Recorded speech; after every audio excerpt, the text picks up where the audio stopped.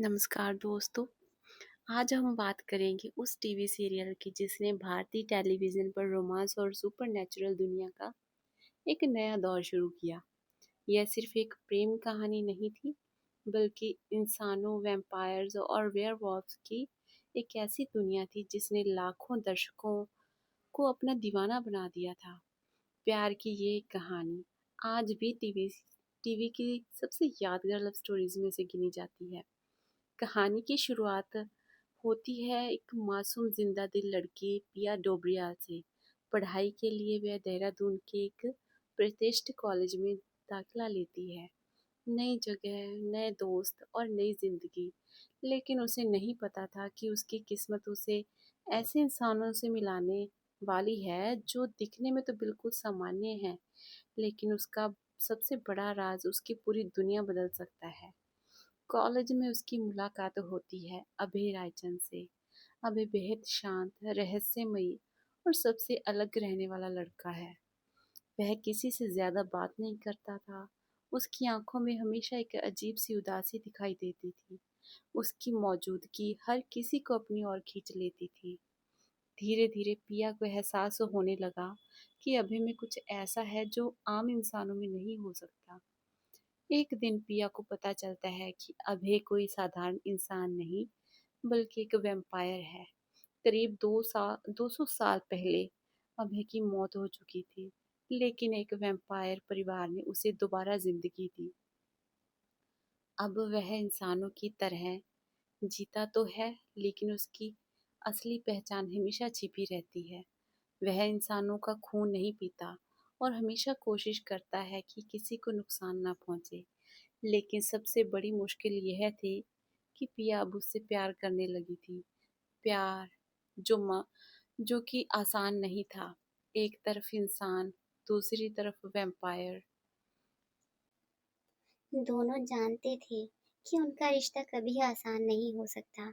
अभी कई बार पिया से दूर जाने की कोशिश करता, क्योंकि वह उसे खतरे में नहीं डालना चाहता था। लेकिन जितना वह दूर जाता, उतना ही दोनों का प्यार और गहरा होता जाता।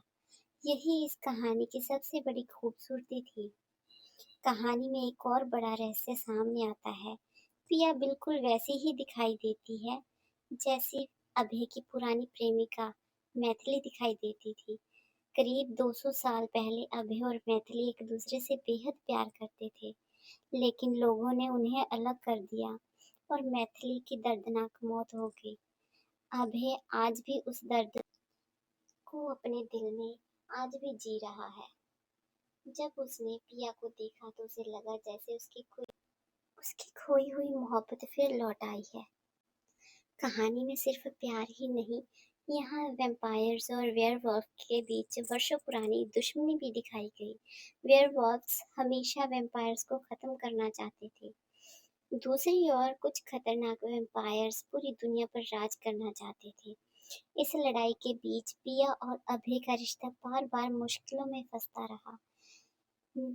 जैसे जैसे कहानी आगे बढ़ती गई, कई कई नए किरदार आए। कुछ अभय के दुश्मन बनते हैं, कुछ पिया को नुकसान पहुंचाना चाहते हैं और दोनों के प्यार को हमेशा के लिए खत्म करना चाहते थे। हर नए एपिसोड में नया रहस्य, नया खतरा और नया ट्विस्ट देखने को मिलता रहा।